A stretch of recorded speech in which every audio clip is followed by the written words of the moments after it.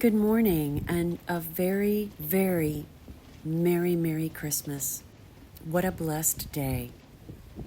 As you know, I've had some issues in the past with my recordings, and today is without exception. Of course, I was almost finished and about to post when it froze up, and you know whose minions tried to discourage me, but I will not be discouraged.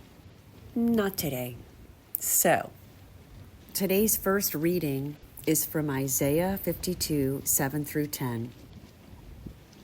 How beautiful upon the mountains are the feet of him who brings glad tidings, announcing peace, bearing good news, announcing salvation, and saying to Zion, Your God is King. Hark, your sentinels raise a cry.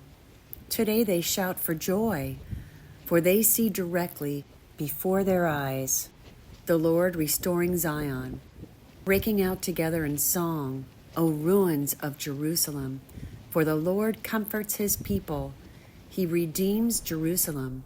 The Lord has bared his holy arm in the sight of all nations, and all the ends of the earth will behold the salvation of our God. And our second reading comes from Hebrews 1, 1 through 6. Brothers and sisters, in times past, God spoke in partial and various ways to our ancestors through the prophets. In these last days, he has spoken to us through the Son, whom he made heir of all things, and through whom he created the universe, who is the refulgence of his glory, the very imprint of his being, and who sustains all things by his mighty word.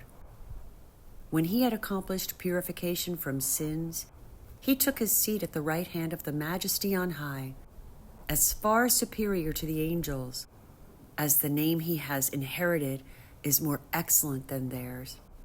For to which of the angels did God ever say, You are my son, this day I have begotten you?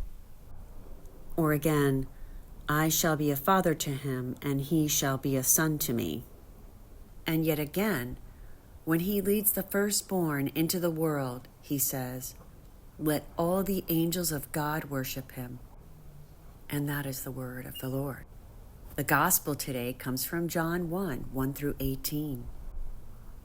In the beginning was the Word, and the Word was with God, and the Word was God. He was in the beginning with God. All things came to be through him, and without him nothing came to be. What came to be through him was life, and this life was the light of the human race.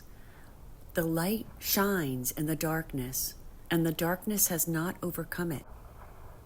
A man named John was sent from God. He came for testimony, to testify to the light, so that all might believe through him.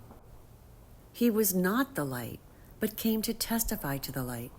The true light, which enlightens everyone, was coming into the world. He was in the world, and the world came to be through him, but the world did not know him. He came to what was his own, but his own people did not accept him. But to those who did accept him, he gave power to become children of God, to those who believe in his name, who were born not by natural generation, nor by human choice, nor by a man's decision, but of God. And the Word became flesh and made his dwelling among us. And we saw his glory, the glory as of the Father's only Son, full of grace and truth. John testified to him and cried out, saying, This was he whom I said, The one who is coming after me ranks ahead of me because he has existed before me. From his fullness we have all received grace in place of grace. Because while the law was given through Moses, grace and truth came through Jesus Christ. No one has ever seen God. The only Son, God, who is at the Father's side, has revealed him. And this is the gospel of the Lord.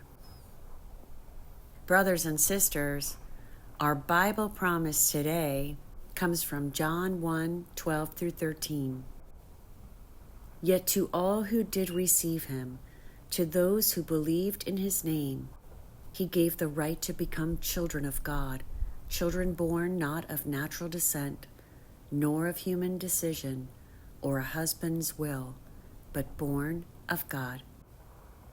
Have a blessed and beautiful Christmas. Keep your eyes on the kingdom, and have a wonderful day, everybody.